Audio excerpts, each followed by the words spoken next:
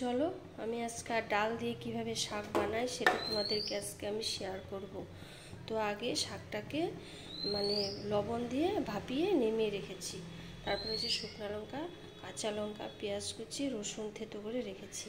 আর এখানটা ডাল আধা সেদ্ধ করে, দেখো কিভাবে সেদ্ধ করতে হবে, খুব সেদ্ধ না, দু ফাটা হবে যখন তখন নামিয়ে নেবে। তারপর এক এক করে আমি কড়াইয়ে প্রথমে তেল দিয়ে দিয়েছি। প্রথমে কড়াইয়ে তেল দেওয়া হয়েছে, তেল প্রচণ্ড গরম হয়েছে, শুকনো লঙ্কাটা দিয়ে দিলাম। শুকনো লঙ্কা দিয়ে দিলাম, তারপর হচ্ছে পেঁয়াজটা দিয়ে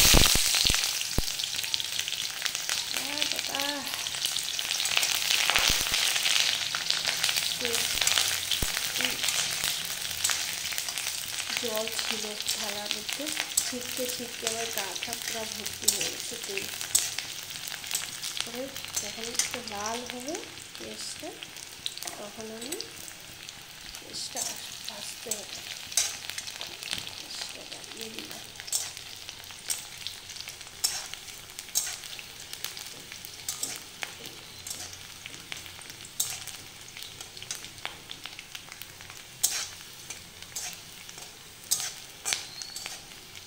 পেঁয়াজটাকে লাল করে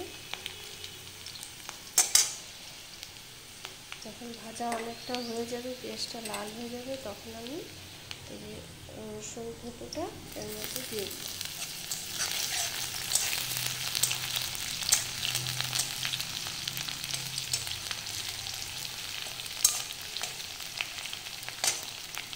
রসুন থেতোটা দিয়ে তারপরে এখানে চেরা কাঁচা লঙ্কা,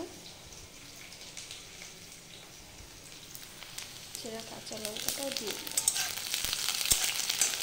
এইভাবে একদিনকে আমার ভিডিওটা অনুরোধ করবো সবাইকে দেখার জন্য।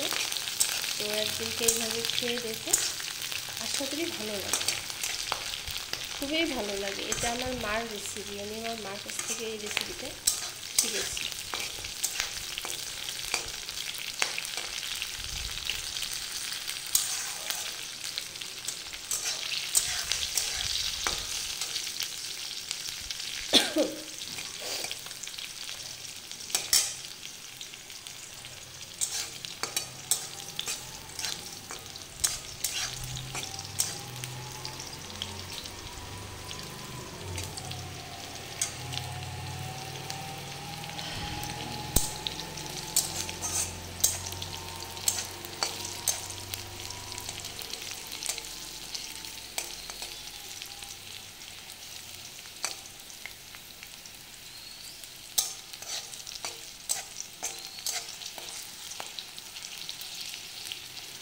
তো ওই যে লাল করে ভাজা হয়েছে, এখন আমি এই যে ডালটা এই যে এইভাবে সিদ্ধ করেছি, দেখো কীভাবে সিদ্ধ করতে হবে, খুব একটা না, হালকা।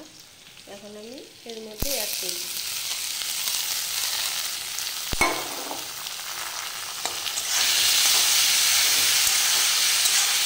ডালটা আমি ভালো করে একটু করে মিশিয়ে ভেজে নেব। এর মধ্যে এখন এটাকে হলুদ দিয়ে হলুদ দিয়ে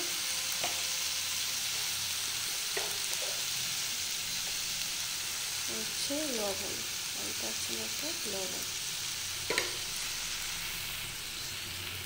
লবণটা একটু বেশি হয় নাকি, উপর থেকে তুলে নিলাম, দিয়ে এটাকে ভালো করে ভেজে নিলাম।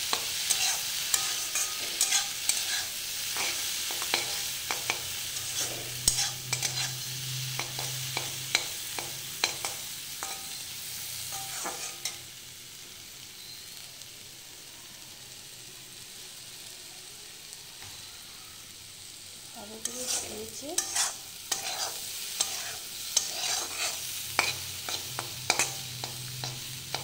তারপর আমি এই যে শাকটা যে আমি ভাপিয়ে রেখেছিলাম, ওই শাকটা আমি এখানে দিয়ে দিই।